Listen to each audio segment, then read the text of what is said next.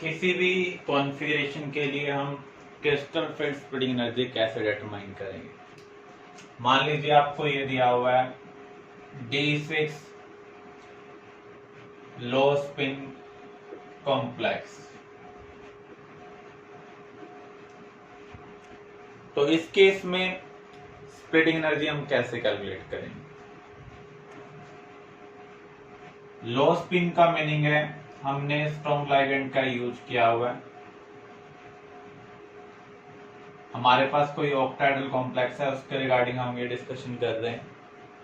तो ऑक्टाहेड्रल में आपको पता है नीचे क्या आता है dxy dyz dxz, ऊपर क्या आएगा dx2-y2 dz2।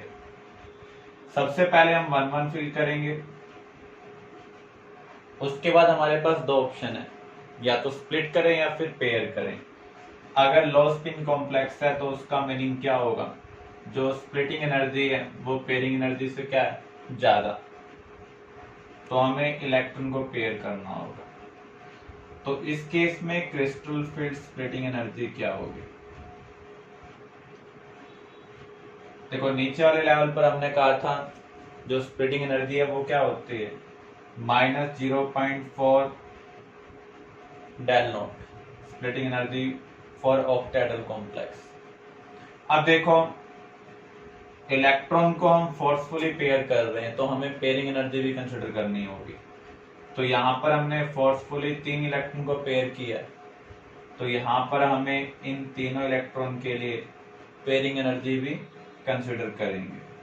तो इस कॉम्प्लेक्स की जो क्रिस्टल फील्ड स्प्लिटिंग एनर्जी है वो ये आपको डेटा दिया होगा डेल नॉट का और पी का, वैल्यू पुट कर हम इसे कैलकुलेट कर सकते हैं।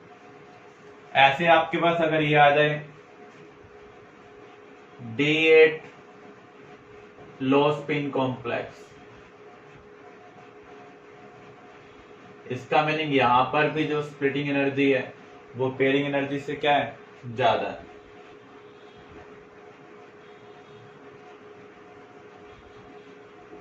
तो पहले हम 1 1 फिल करेंगे, फिर पेयर करेंगे या स्प्लिट करेंगे। ये कैसे हम डिसाइड करेंगे, लो स्पिन कॉम्प्लेक्स दिया हो तो स्प्लिटिंग एनर्जी पेयरिंग एनर्जी से ज्यादा है, इसका मीनिंग पेयर करना आसान है। तो पहले हम पेयर कर रहे हैं, जब ये कंप्लीटली फिल्ड हो जाएगा फिर हम फर्दर इलेक्ट्रॉन को फिल करेंगे। अगर हम इसको कंसिडर ना करते 1 1 फिल करते 1 2 3 4 5 6 7 8, तो भी तो ये पेयरिंग हो रही है। तो यहां पर आपको पेयरिंग एनर्जी कंसिडर करने की जरूरत नहीं है। जब हम फोर्सफुली पेयरिंग कर रहे हैं तभी हम पेयरिंग एनर्जी को कंसिडर करेंगे। यहाँ पर अगर हम फोर्सफुली पेयरिंग करते हैं तो भी ये केस देख रहे हैं, विदाउट फोर्सफुल पेयरिंग यही हम केस देख रहे हैं। तो यहाँ पर आपको पेयरिंग एनर्जी कंसिडर करने की जरूरत नहीं है। तो इस कॉम्प्लेक्स के लिए क्रिस्टल फील्ड स्प्लिटिंग एनर्जी क्या होगी 6 इलेक्ट्रॉन, सॉरी यहाँ पर ये पर इलेक्ट्रॉन के लिए, तो यहाँ पर कितने इलेक्ट्रॉन है 6, तो इसको हमें 6 से भी मल्टीप्लाई करना होगा। तो यहाँ पर भी -0.4 del naught into 6 plus 2 electron को हमने फिल किया हुआ है 0.6 डेल नॉट लेवल पर। तो इस तरीके से हम क्रिस्टल फील्ड स्प्लिटिंग एनर्जी को कैलकुलेट कर सकते हैं। क्लियर।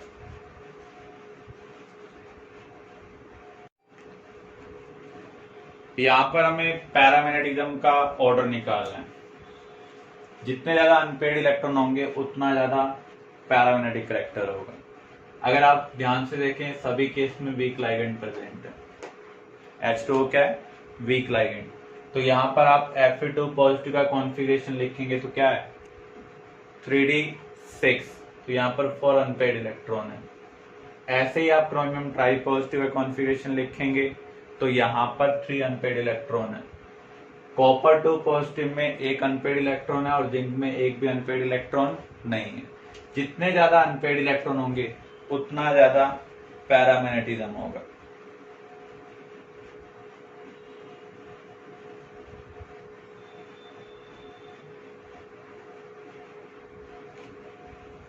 कलर हम कैसे डिसाइड कर सकते हैं?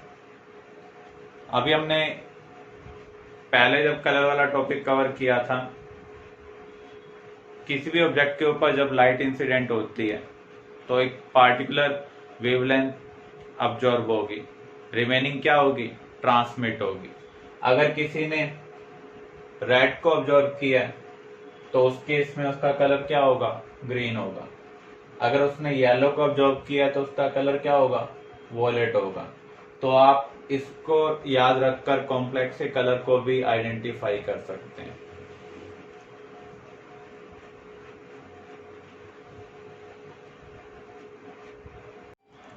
Action of heat on colour of complex. आपने पढ़ा हुआ है जो अनहाइड्रस कॉपर सल्फेट होता है वो वाइट होता है, hydrated copper sulphate blue colour का होता है। तो जब आप किसी कॉम्प्लेक्स को हीट कर रहे हैं तो वहां पर लाइगेंड का लॉस होगा। इसका मीनिंग वहां पर स्प्लिटिंग का लॉस हो रहा है। जब स्प्लिटिंग का लॉस होगा तो उस केस में जो कलर है वो डल हो जाएगा या फिर वो कलरलेस हो जाएगा। कोई भी कॉम्प्लेक्स कलर क्यों होता है? Due to presence of unpaired electron which involve in D transition. जब स्प्लिटिंग होती है तो उस केस में डी सबशेल के दो सेट बन जाते हैं। यहाँ पर जब भी अनपेड इलेक्ट्रॉन प्रेजेंट होगा तो वो किस में इन्वॉल्व होता है? डी ट्रांजिशन में इन्वॉल्व होता है। इसलिए कॉम्प्लेक्स क्या होगा? कलर्ड होगा। तो जब आप हाइड्रेटेड कॉपर सल्फेट को हीट कर रहे हैं तो वो अनहाइड्रस में कन्वर्ट हो रहा है। जो हाइड्रेटेड कॉपर सल्फेट है उसमें 4 water molecule as a ligand है और एक वाटर मॉलिक्यूल सल्फेट के साथ H बॉन्डिंग के थ्रू कनेक्टेड है। तो जब आप हीट कर रहे हैं तो वाटर एज ए लाइगेंड यहां से रिमूव हो रहा है। इसका मीनिंग यहाँ पर स्प्लिटिंग का लॉस हो रहा है। कॉपर के अंदर जो अनपेड इलेक्ट्रॉन प्रेजेंट है अब वो डी ट्रांजिशन में इन्वॉल्व नहीं हो पाएगा। इसलिए ये ब्लू से क्या हो रहा है? कलरलेस हो रहा है। सिमिलर वे में अगर आप इस कॉम्प्लेक्स को हीट करते हैं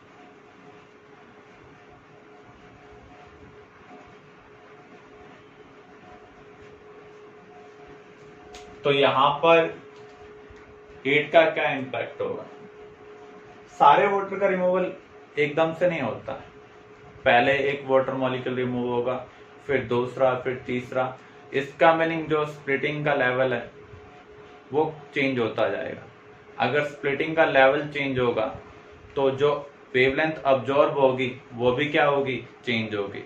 इसलिए कॉम्प्लेक्स का कलर भी धीरे धीरे क्या होगा? चेंज होगा। तो जब आप इस कॉम्प्लेक्स को हीट करते हैं पहले कलर डल होता है, अल्टीमेटली ये क्या हो जाएगा? कलरलेस हो जाएगा, क्योंकि अब जो अनपेड इलेक्ट्रॉन प्रेजेंट होगा वो डी ट्रांजिशन में इन्वॉल्व नहीं हो पाएगा।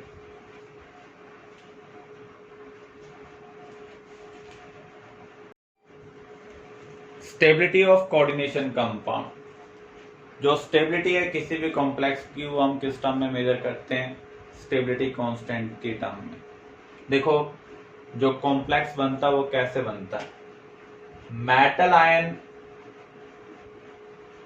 अपना वैकेंट ऑर्बिटल लाइगेंड को प्रोवाइड करता है और कोऑर्डिनेट बॉन्ड बनाता है। तो यहां पर जो लाइगेंड अटैच हुआ है वो रिमूव भी हो सकता है। इसका मीनिंग ये प्रोसेस क्या होगा? रिवर्सिबल होगा। तो यहाँ पर रिवर्सिबल प्रोसेस के साथ एक कांस्टेंट एसोसिएटेड होगा, तो इसे हम क्या कहेंगे? First step equilibrium constant. ऐसे ही जब सेकंड लाइगेंड अटैच होगा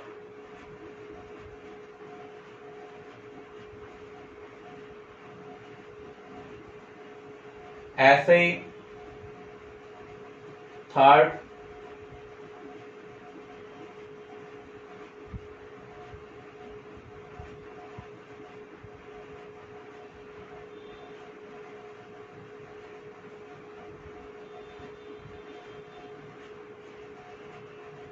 तो यहां पर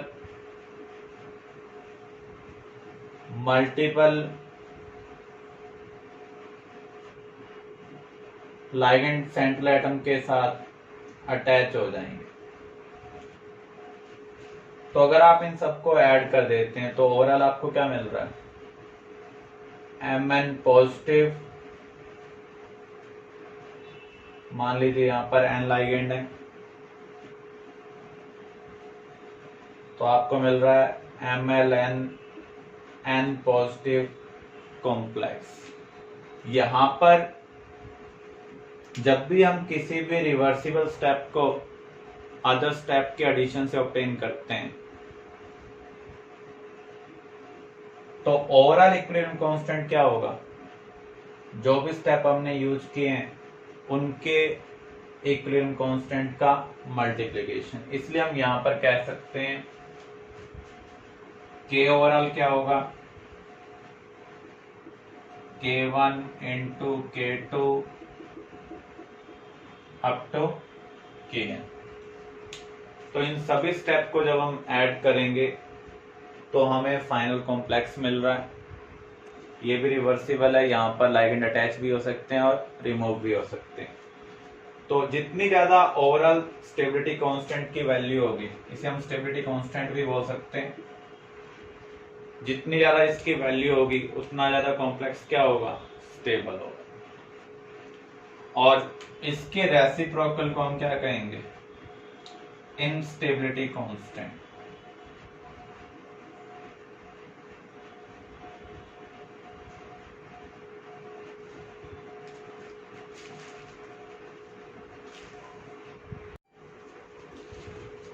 Factor which decide stability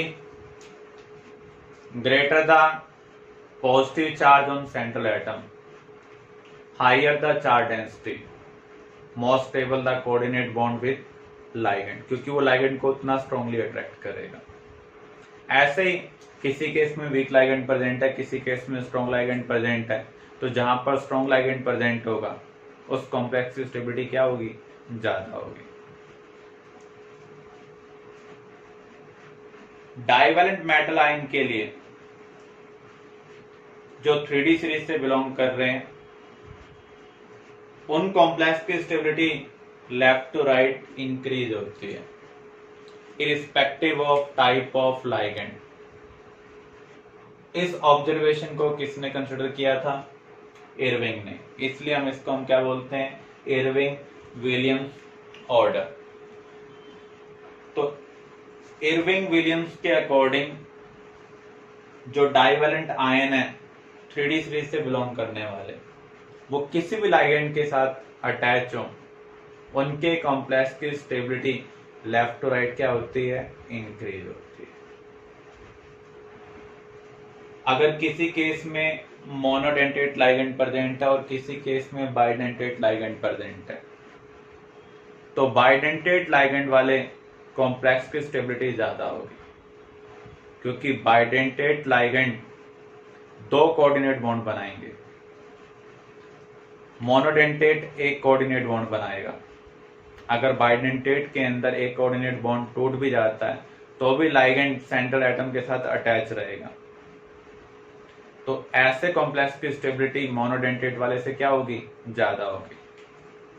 इस जो मल्टीपल कोऑर्डिनेट बॉन्ड जब बनाए जाते हैं तो रिंग की फॉर्मेशन होती है।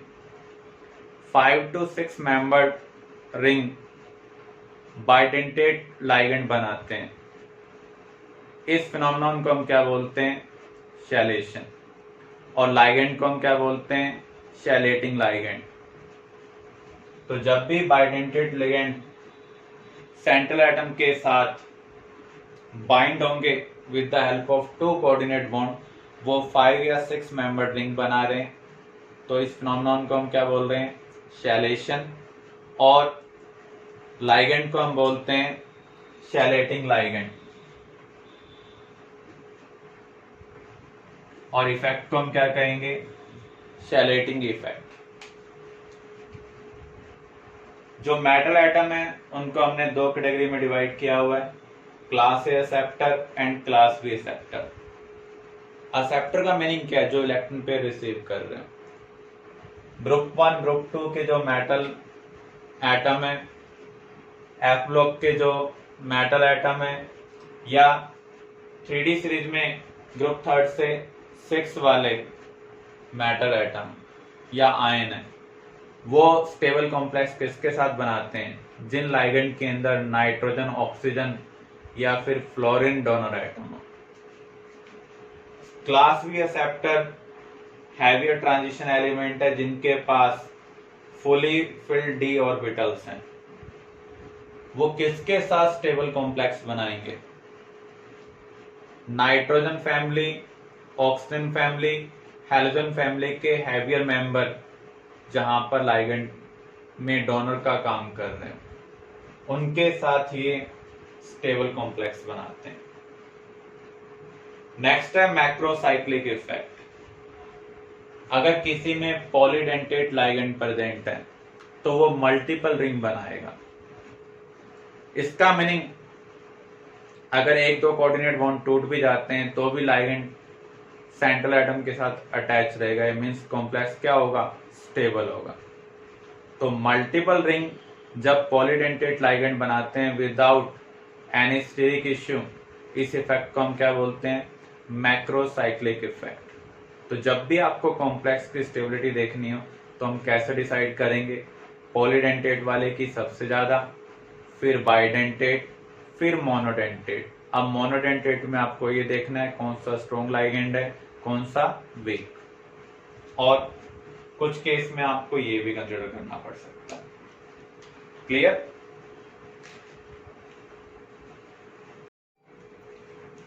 Stability constant of some reactions are given below. Predict which of the ligand is strongest. तो यहां पर अगर आप ध्यान से देखें कॉम्प्लेक्स की फॉर्मेशन हो रही है, तो जो कॉम्प्लेक्स फॉर्मेशन स्टेबिलिटी कांस्टेंट होगा, जितना ज्यादा होगा उतना स्ट्रॉन्ग लाइगेंड प्रेजेंट होगा। तो यहां पर किसकी वैल्यू सबसे ज्यादा दी हुई है? Cn नेगेटिव वाले केस में वैल्यू सबसे ज्यादा दी हुई है, इसलिए Cn नेगेटिव यहां पर क्या होगा? स्ट्रॉन्गेस्ट लाइगेंड होगा।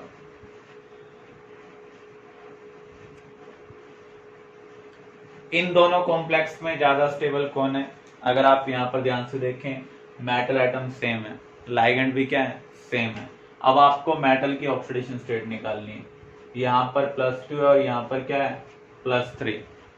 तो यहाँ पर जितना ज्यादा पॉजिटिव चार्ज होगा उतनी ज्यादा चार्ज डेंसिटी होगी, उतना स्ट्रांगली वो लाइगेंड को अपने साथ बाइंड करेगा, और जितना स्ट्रांगली बाइंड करेगा उतनी ज्यादा कॉम्प्लेक्स की क्या होगी? स्टेबिलिटी होगी।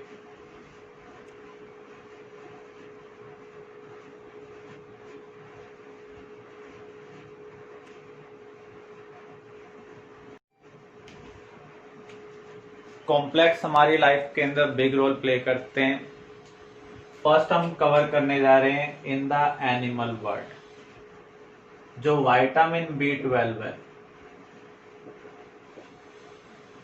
That is complex of cobalt.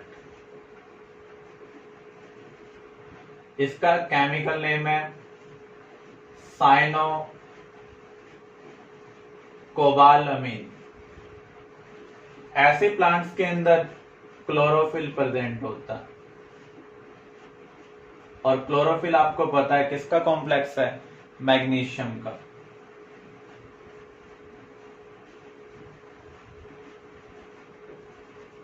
Medicine में भी हम कॉम्प्लेक्स का यूज करते हैं। कैंसर ट्रीटमेंट के लिए हम सिस आइसोमर यूज करते हैं प्लेटिन का। अब इसको हमने डिस्कार्ड कर दिया क्योंकि ये किडनी और लीवर को भी इम्पैक्ट करता था, तो ये प्लेटिन है। इसके सिस आइसोमर को हम कैंसर ट्रीटमेंट के लिए यूज करते थे। अब हम इसका कोई मॉडिफाइड वर्जन यूज करते हैं। ऐसे ही calcium EDTA complex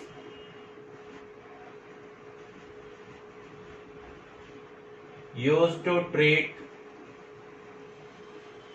lead poisoning. Lead एक हैवी मेटल है,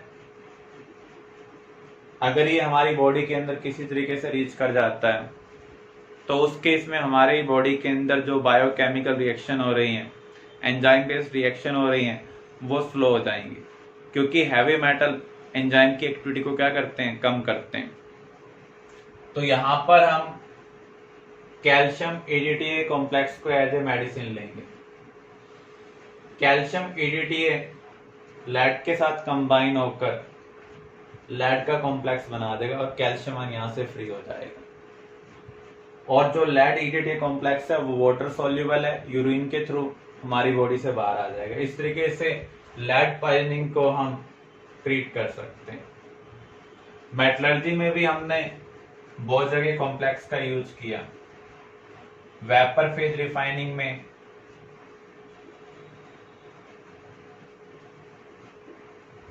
आपने मॉन प्रोसेस यूज किया था, वहां पर जो कार्बन मोनोऑक्साइड हम यूज कर रहे हैं वो निकल के साथ रिएक्ट कर कर अनस्टेबल वोलाटाइल कंपाउंड बना रहा है, और वो किस फॉर्म में?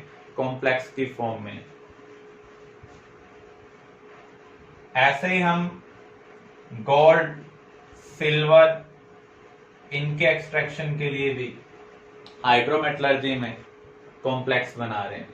हम यहाँ पर इनको सोडियम साइनाइड या पोटेशियम साइनाइड के साथ ट्रीट करते हैं in the presence of air, तो इनका कॉम्प्लेक्स बनता है जिसको हम रिएक्टिव मेटल के साथ, जिंक के साथ ट्रीट करते हैं। More reactive element less reactive को क्या कर रहे हैं? डिस्प्लेस कर रहे हैं। ऐसे हमने कॉन्सेंट्रेशन ऑफ ओर के अंदर मेथड कवर किया था फ्रोथ फ्लोटेशन, वहां पर हमने डिप्रेशन का यूज किया था। तो जो डिप्रेशन हमने यूज किया था सोडियम साइनाइड, वो जिंक सल्फाइड इम्प्योरिटीज के साथ रिएक्ट कर कर क्या बना रहा है? Soluble complex. इसकी फ्रोथ नहीं बनने दे रहा है। तो यहां पर भी हम कॉम्प्लेक्स फॉर्मेशन प्रॉपर्टी का यूज कर रहे हैं। एनालिटिकल केमिस्ट्री का मीनिंग क्या है? Practical chemistry. लैब में हम किसी भी आयन को कैसे आइडेंटिफाई करेंगे? फॉर एग्जाम्पल, आपके पास कॉपर आयन है, हमें आइडेंटिफाई करना है कॉपर आयन प्रेजेंट है या नहीं है इस साल्ट के अंदर। तो सबसे पहले हम क्या करेंगे? उस साल्ट को वाटर के अंदर डिजोल्व करेंगे। जब हम डिजोल्व करेंगे उसके बाद उसमें से अमोनिया पास करेंगे। जब हम अमोनिया पास करेंगे तो अमोनिया और कॉपर आयन मिलकर कॉम्प्लेक्स बना सकते हैं। कॉपर आयन सॉल्यूशन का कलर होता है ब्लू। अगर ये कलर डीप ब्लू में कन्वर्ट हो जाता है, इसका मीनिंग यहाँ पर कॉपर आयन प्रेजेंट है। अगर कोई और कलर मिलता है तो इसका मीनिंग वहां पर कॉपर आयन प्रेजेंट नहीं। ऐसे ही हम इसे पोटाशियम फेरोसाइनाइड के साथ ट्रीट करें,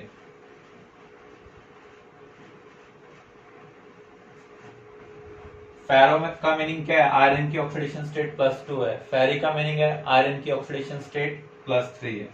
तो उस केस में हमें ये मिलेगा, और ये हमें पीपीटी की फॉर्म में मिल रहा है, और इसका कलर है चॉकलेट टाइप का। तो इस तरीके से हम कॉपर आयन की प्रेजेंस को आइडेंटिफाई कर पा रहे हैं। तो जब भी हम प्रैक्टिकल केमिस्ट्री की बात करते हैं उसे हम क्या कहेंगे? Analytical chemistry. तो यहां पर भी हम कॉम्प्लेक्स प्रॉपर्टी का यूज कर रहे हैं। निकेल आयन की प्रेजेंस हमें चेक करनी है, तो इसे हम DMG के साथ ट्रीट कर रहे हैं, डाई मिथाइल ग्लाइऑक्साइड। तो इस केस में हमें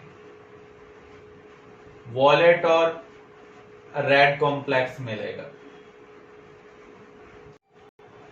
अब इस कॉम्प्लेक्स की स्ट्रक्चर क्या है? तो सबसे पहले हमें DMG की स्ट्रक्चर पता होनी चाहिए।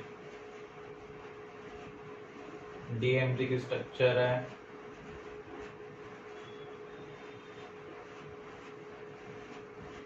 अमोनियम हाइड्रोक्साइड की प्रेजेंस में ये रिएक्शन हो रही है।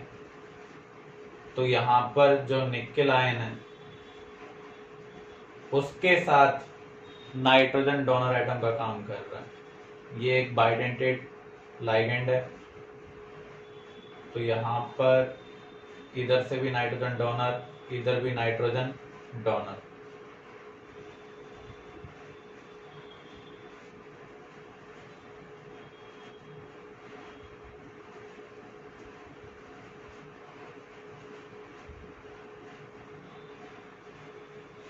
तो इस कॉम्प्लेक्स स्ट्रक्चर के बारे में एग्जाम में आ सकता है।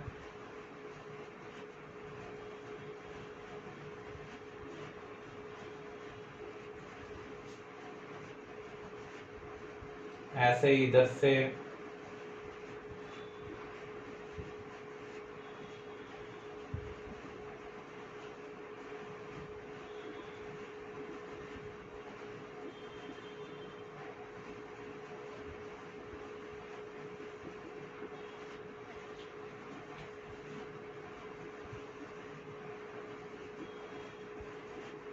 तो यहाँ पर ये कॉम्प्लेक्स बन रहा है जिसका कलर क्या होगा, वॉलेट और ब्रिक रेड।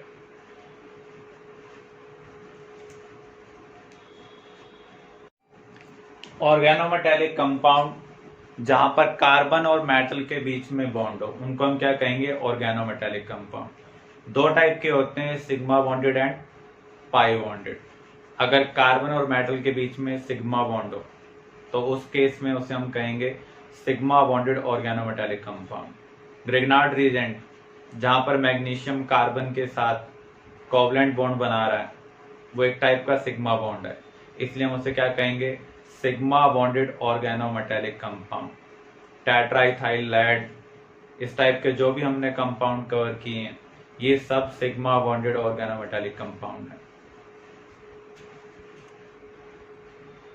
तो यहाँ पर फर्स्ट एग्जांपल है Grignard, then trimethyl aluminium, diethyl zinc, dimethyl cadmium, ये सब सिग्मा बॉन्डेड ऑर्गेनोमेटेलिक कंपाउंड है। सेकंड है पाई बॉन्डेड। पाई बॉन्डेड के केस में कार्बन का जो पाई इलेक्ट्रॉन क्लाउड होगा वो मेटल के वैकेंट ऑर्बिटल के साथ ओवरलैप कर कर कोऑर्डिनेट बॉन्ड बनाएगा। यहां पर एक सिंबल दिया हुआ है ईटा। ईटा का मीनिंग क्या है, यह हमें बता रहा है जो पाई इलेक्ट्रॉन क्लाउड है वो कितने कार्बन के बीच में शेड है। जैसे यहाँ पर इथीन लाइगेंड का काम कर रहा है तो यहाँ पर जो पाई इलेक्ट्रॉन क्लाउड है वो दो कार्बन के बीच में, तो इसलिए हमने ईटा की पावर क्या लिखी है, 2 लिखी है। फेरोसिन, यहाँ पर जो लाइगेंड है वो क्या है, C5H5। अगर हम इसकी स्ट्रक्चर को देखें तो पॉजिटिव और पाई कॉन्जुगेशन में है। इसका मीनिंग यहाँ पर जो पाई इलेक्ट्रॉन क्लाउड है वो डीलोकलाइज हो रहा है। कितने कार्बन पर वो डीलोकलाइज हो रहा है, 5 पर। तो ये 5 कार्बन का इलेक्ट्रॉन क्लाउड है, तो ये pi electron cloud metal atom के साथ ओवरलैप करेगा उसके वैकेंट ऑर्बिटल के साथ और कोऑर्डिनेट बॉन्ड बनाएगा, इसलिए हमने ईटा की पावर क्या रखी है, 5 रखी है। नेक्स्ट है डाइबेंजीन क्रोमियम। बेंजीन के अंदर जो पाई इलेक्ट्रॉन क्लाउड होता है वो 6 कार्बन में शेड होता है, तो इसलिए यहाँ पर ईटा की पावर हमने क्या रखी है, 6 रखी है। क्लियर। नेक्स्ट है sigma and pi bonded compound. ऐसे कॉम्प्लेक्स जिसमें जो लाइगेंड है वो सिग्मा बॉन्ड भी बना रहा है और पाई बॉन्ड भी बना रहा है। जितने कार्बोनाइल कॉम्प्लेक्स हैं यहां पर इसका fully filled bonding molecular orbital इसके वैकेंट ऑर्बिटल के साथ ओवरलैप करेगा और सिग्मा बॉन्ड बनाएगा। अब निकेल का जो फुली फिल्ड ऑर्बिटल है वो इसके vacant anti bonding molecular orbital के साथ ओवरलैप कर कर पाई बॉन्ड बना रहा है। इसका मीनिंग इस टाइप के जो लाइगेंड है वो क्या है, सिग्मा डोनर पाई एक्सेप्टर। तो जहां पर भी आपको ट्रिपल बॉन्ड वाला कोई भी लाइगेंड मिल जाए, CO, NO, नाइट्रोसिल, ये सब क्या है, सिग्मा डोनर पाई एक्सेप्टर।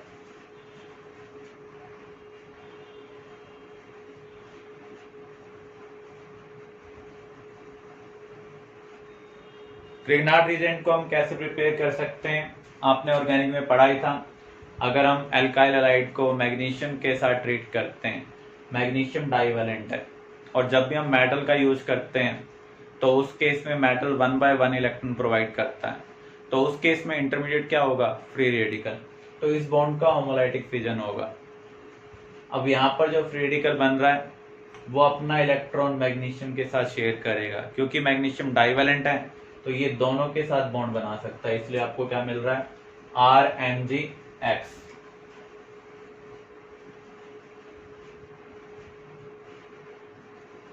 कुछ अदर मेथड भी हैं जिसके थ्रू हम अदर मेटल के ऑर्गेनोमेटेलिक कंपाउंड बना सकते हैं।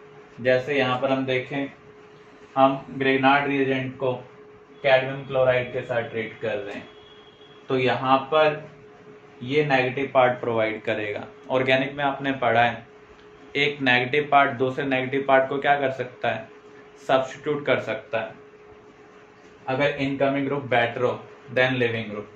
तो इस तरीके से हम कैडमियम का कॉम्प्लेक्स बना सकते हैं, ऑर्गेनोमेटेलिक कंपाउंड बना सकते हैं। Similar way of lead. अब मेटल कार्बोनाइल के अंदर बॉन्डिंग कैसी है, अभी हमने इसका डिस्कशन भी किया है। जो कार्बोनाइल कार्बन है वो मेटल एटम के वैकेंट ऑर्बिटल के साथ ओवरलैप कर रहा है और अपना लोन पेयर प्रोवाइड कर रहा है, और ये क्या बनाएगा, कोऑर्डिनेट बॉन्ड। और लाइगेंड का काम क्या होता है, लोन पेयर प्रोवाइड करना। तो यहां पर आप देख सकते हैं इसका फुली फिल्ड ऑर्बिटल और इसका वैकेंट ऑर्बिटल ओवरलैप कर रहे हैं, और कौन सा बॉन्ड बना रहे हैं, सिग्मा बॉन्ड बना रहे हैं।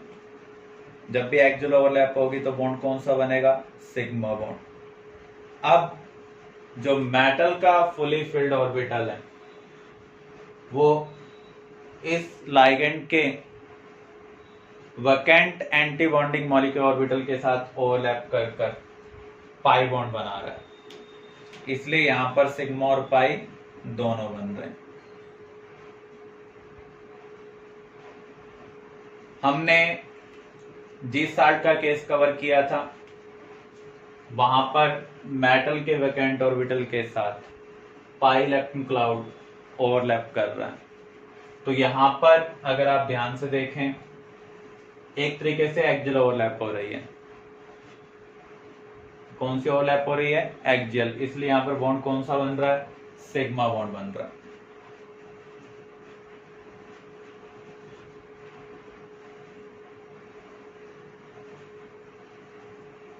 तो जब भी इस टाइप का केस आता है सिग्मा और पाई दोनों, तो इसे हम बोलते हैं बैक बॉन्डिंग। देखो लाइगेंड का काम क्या है, लोन पेयर प्रोवाइड करना।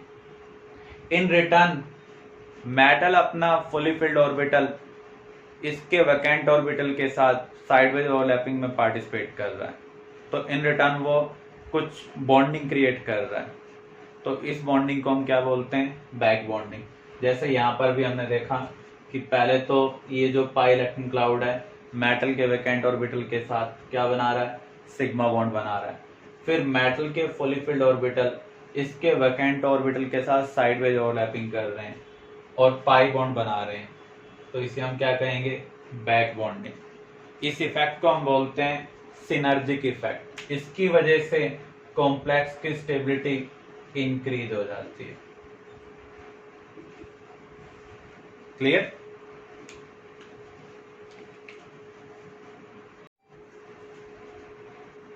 Applications of organometallics.